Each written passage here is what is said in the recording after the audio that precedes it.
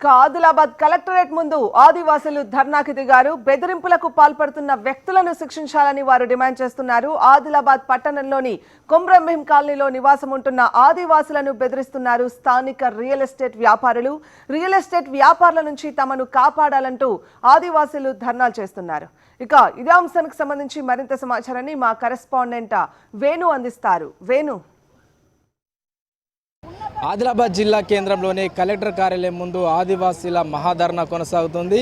ఏదైతే స్థానికంగా ఉన్నటువంటి కొమ్రంభీం కాలనీలో నివాసం ఉంటున్న ఆదివాసీలను బెదిరింపులకు గురి చేస్తున్నటువంటి పలువురు వ్యక్తులపైన కేసులు నమోదు చేయాలని, తమకు ప్రాణహాని ఉంది అని చెప్పేసి కూడా వాళ్ళంతా ధర్నా నిర్వహిస్తున్నారు. మనం చూస్తున్నాం ఆదివాసీలు ఈరోజు ఉదయం నుంచి కూడా ఇక్కడికి వచ్చి కలెక్టరేట్ ఎదుట ధర్నా చేస్తున్నారు. రోడ్డు పైన బైఠాయించి కలెక్టర్ను కలిసి తమ విన్నవించుకునేందుకు రావడం జరిగింది. ఎవరైతే మమ్మల్ని బెదిరింపులకు పాల్పడుతున్న వారు ఉన్నారో వారిపైన SC/ST అట్రాసిటీ కేసు నమోదు చేయాలి అని చెప్పి ఆదివాసులు డిమాండ్ చేస్తున్నారు. మనతో పాటు ఆదివాసీ సంఘం నాయకులు ఉన్నారు, తుడుందెబ్బ నాయకులు. చెప్పండి, మీ డిమాండ్స్ ఏంటి ప్రధానంగా?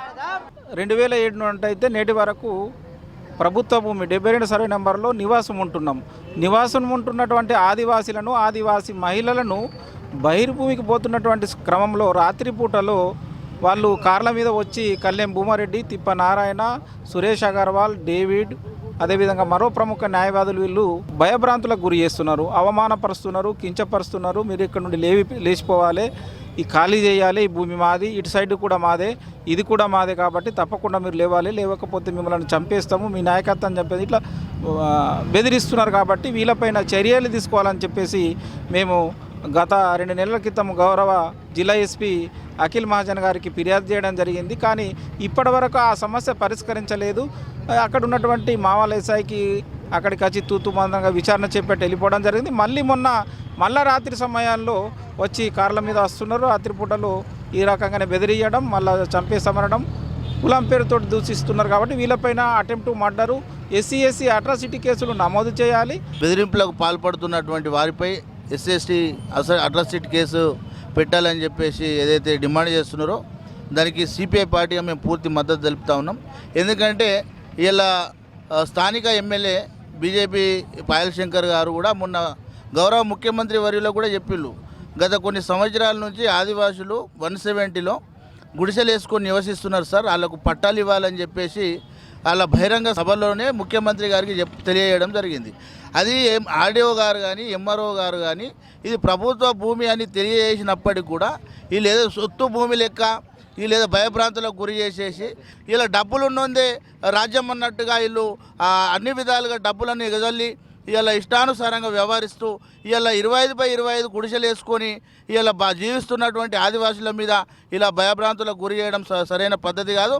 చెప్పండి, మీరు చెప్పండి, మీ డిమాండ్ ఏంటి? కలెక్టర్ను కలిశారు ఇప్పుడు?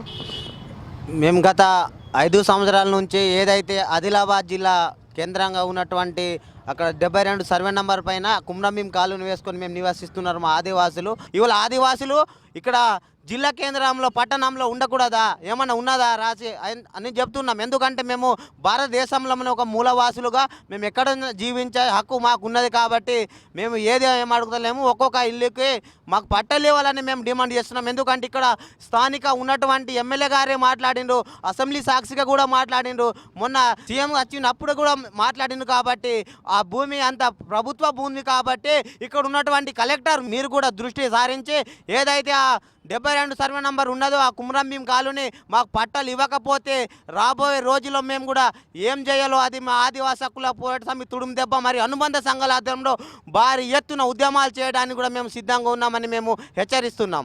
ఏదేమైనప్పటికీ కొమ్రంభీం కాలనీకి సంబంధించి చాలా రోజులు కూడా ఆందోళనలు చేస్తున్నారు. తమకు న్యాయం చేయాలని చెప్పేసి ఈ సందర్భంగా వాళ్ళు డిమాండ్ చేస్తున్నారు.